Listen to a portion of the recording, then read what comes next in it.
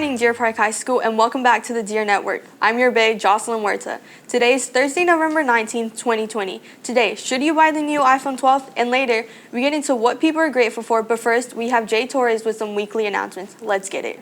The Deer Network is hosting a screening of last year's short film, A Link Between Time, this evening. The film is an exciting action-adventure set in the early 90s about three high school students who accidentally enter an alternate universe and encounter a powerful villain. It stars class of 2020 graduate Nathan Aber, junior Jacob Rieger, and junior Emily Little, and was produced by the Deer Network's own Julie Perez, Mandy Gamble, and Macy Thomas. Come see the film and how it was made in the pack tonight at 7:30. Admission is free, and everyone is welcome.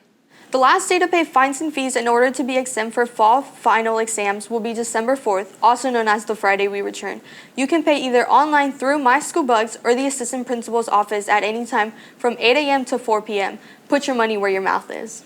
On a jolly note, staff and students with young ones in the house, the Deer Escorts are delivering special treats from elves for the holidays. The elves will make their presence known by knocking or ringing on the doorbell and leaving their presents behind. The last day to register your little ones is November 29th, with the delivery date being December 5th. Registration and payments are online through dphsdeerescorts.com. What a way to get into the hashtag spirit.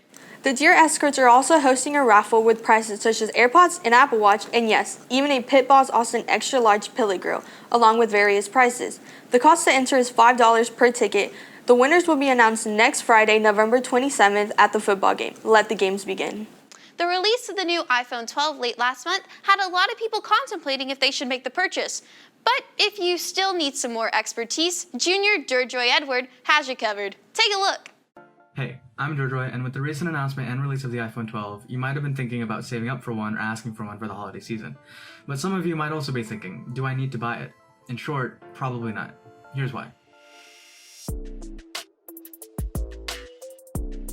Getting some of the headlines out of the way, all four models of the iPhone 12 have 5G speeds, the fastest smartphone processor, screens that are more shatter resistant, and 1080p, MagSafe support, cameras that are a bit better than last year's iPhone 11s, recording capabilities in the color-rich Dolby Vision HDR standard, and they also have the industrial design of the 3rd and 4th gen iPad Pros with their flat, drastic edges. Also, and you've definitely heard this, but none of them come with a normal charger or earpods in the box. If all of that was technical jargon to you, don't worry, I'll elaborate. Starting with the fact that there are four models to choose from, the phones actually have a lot in common. In the case of the iPhone 12 and the 12 mini, the only difference is the screen size, where the 12 has a 6.1-inch screen while the mini has a 5.4-inch screen. It ends up being a choice of personal preference in whether you prefer larger phones or smaller ones. As for the Pro models, they both have a third camera lens for telephoto shots. The Pros can also zoom in more than the base models, and the Pro Max can zoom in a bit more than the Pro. Right below the cameras, the Pros have the LiDAR scanners available on the 4th gen iPad Pros, the ones that the freshmen have this year, which enable powerful augmented reality experiences, which most of you probably don't care about. The Pro Max is the biggest phone out of the four, coming in at 6.7 inches of screen real estate, and the Pro is oddly the same size as the regular 12 at 6.1 inches. Apple is really pushing the fact that these phones can get 5G speeds, but I'm pushing the fact that 5G should not be the make or break reason you buy this phone. Most areas can't get the full extent of its speed anyway. It's still a nice bonus for future-proofing your purchase. The A14 Bionic CPU is a really nice chip, and Apple boasts that it's the fastest processor in a smartphone. They use the same chip in the recently released 2020 iPad Air. Apple already makes really smooth phones, so a lot of people probably won't notice the difference, but the graphics processor is also better, meaning that if you play games on your phone, they'll also get a boost. Apple is calling their new screen material Ceramic Shield, which is a mixture of ceramic, obviously, and glass, which they say gives the phone up to 4 times more drop resistant. However, it should be noted that shatter resistance is not the same as scratch resistance, and that the back of the phone is still normal glass. Speaking of the screens, the iPhones have finally received Full HD, or 1080p screens. Honestly, it took them long enough, because even the iPhone 11s last year, in 2019, were only HD screens, or 720p. Also, in case y'all haven't noticed, the notch is still there, unfortunately. It also might be worth noting that none of the models, not even the Pro Max, have high refresh rate screens. They're all 60Hz displays, which is kind of disappointing. While each iPhone 12 supports wireless charging, they also support all new MagSafe accessories. MagSafe is a charging connection standard thing that was used in older MacBooks, so if someone tripped over the wire, they wouldn't take your laptop down with them. They brought it over to the iPhones for some reason, and many people speculate that reason is Apple's ulterior motive to remove every port from the iPhone 13 and force everyone to use AirPods and MagSafe for a 100% waterproof iPhone, which is pretty interesting. MagSafe also comes with magnetic cases and a magnetic wallet holder, so that's pretty cool. The camera systems on the 12 mini, 12, and the Pro actually use the same physical hardware as last year's iPhone 11s. The improvements come from the new software capabilities. Deep Fusion allows your phone to use machine learning to clean up a picture for sharper and richer shots. The new night mode can be used on every lens, not just the standard rear camera like last year. The Pro and Pro Max have their LiDAR capabilities, allowing them to focus their shots in low light much quicker. And finally, the Pro Max is the only one with different camera hardware, making use of the larger form factor of the phone itself. The larger cameras actually don't make that much of a difference in picture quality, not even in low light. So, the thing about the cameras that Apple really push is the ability for every model to record in Dolby Vision HDR, which is a video standard that, in layman's terms, just makes your videos really pretty looking by letting your phone recognize higher ranges of light and color. So if you want to make stunning videos for filmmaking or TikTok, you should get a Pro model. I don't know why I put that in the script. The designs of the phone may be odd to some, but personally, I love it. The flat edges give off this modern vibe that I know a lot of people enjoyed back when the iPhone 5 was released. The 12s share this feature with the new iPad Pros and the latest iPad Air. The Pro models have stainless steel in the frames, glossy camera backs, and frosted backs as opposed to the aluminum frames, frosted camera squares, and glossy backs of the 12 and 12 mini.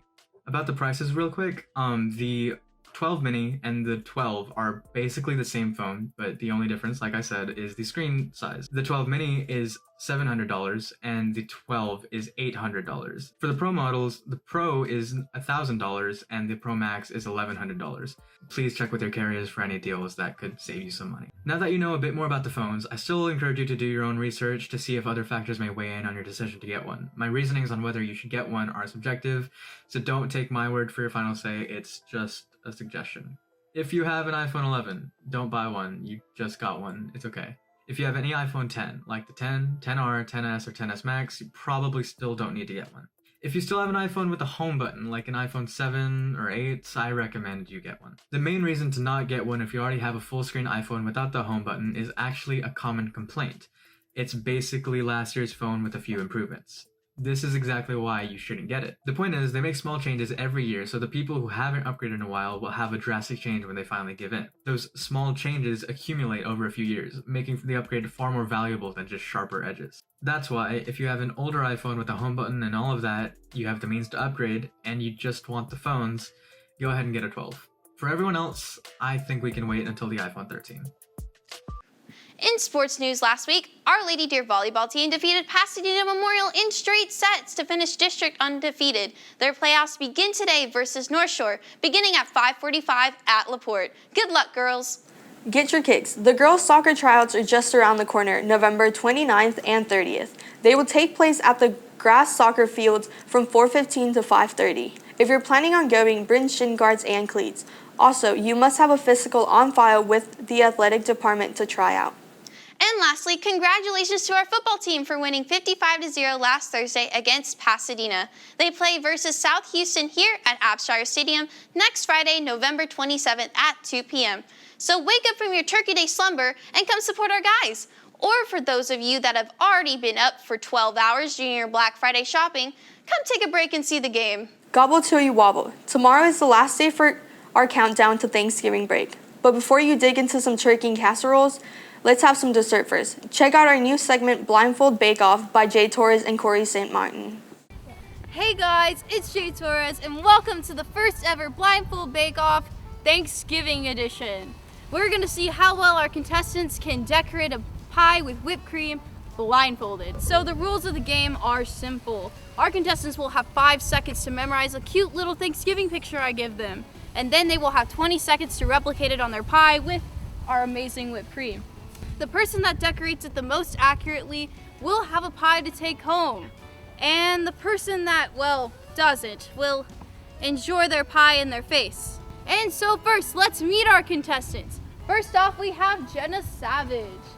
All right, Jenna, so how well do you think you can decorate a pie blindfolded? I don't know. I've never really done it before, but I feel like I'm gonna do pretty decent. All right, next up, we have Emily Little. So Emily, just the same question I asked Jenna, how well do you think that you can decorate a pie blindfolded? I mean, like she said, I've never done it, but yeah, no, I've never done it, so I don't. We'll see what happens. All right, so let's go ahead and let's actually see how well our contestants can decorate their pies blindfolded.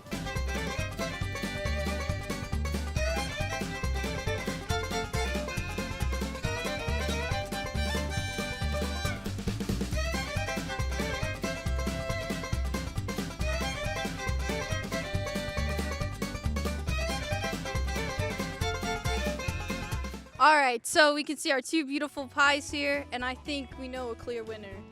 The winner of the first ever Blindfold Bake Off is, drumroll ladies, Jenna! Jenna clearly got it more accurately, and Emily, I think you know what that means. Do you know what that means? You're getting pied in the face! You're getting pied in the face! Yes. Jenna, how do you feel? I feel so great. I'm so glad I got to let out my inner artist, and yeah. All right, so let's go pie Emily in the face, guys. Come on.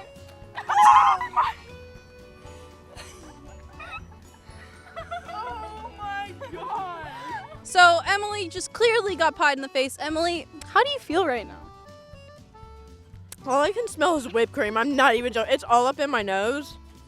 Kind of fun though. Kind of fun. All right, guys, that's it for us here with the Blindfold Bake Off. As you can see, we've had a ton of fun here today. We will see you at Christmas time, and go deer! Not gonna lie, if I had to be pied in the face, I'd prefer apple. Anyways, hey Jade, what did the turkey say right before it was roasted? What? Boy, I'm stuffed. Okay, that's it for us this week. Be sure to join us every week during Deer Time, and make sure to follow us on Twitter, Instagram, and Snapchat at the Deer Network for more astounding content. But before we go, we asked around to see what people are grateful for this Thanksgiving. Enjoy and have a wonderful Thanksgiving, everybody, and go Deer! Okay, I'm thankful for the people that I've gotten closer with this year and Harry Styles. I'm thankful that my family and friends are healthy and safe. So I'm really thankful for my mom. I'm really thankful for my friends, my family, God, and myself, because self-love. I'm thankful for my friends and family because without them I wouldn't have gotten where I am now. I'm thankful for my family, my friends, and I'm thankful for Quizlet. I'm thankful for my family, being able to eat every meal, and being able to go to school. I'm thankful for the opportunity to play soccer again. I'm thankful for my mom because I love my mom. Also, Mr. Keller, if you're watching this, I'm very thankful for you because you taught me a lot. I'm thankful for all of my friends and my family, and I'm thankful for being back at school. I'm thankful for my friends, family, my dog, and also all the opportunities we still get to have. You know, despite living in a global pandemic, we still get to do the things we love. I'm thankful for my family, my friends, my dog, and God, and photo math. I'm thankful for my family, my friends, Mathway, and Emily Little. I'm thankful for family, football, and friends. I'm thankful for this big guy. I'm thankful for family and, you know, the football family that's brought on to me over the years. And shout out to Coach Flynn. I'm thankful for basketball, the Deer Network, and my friends and family.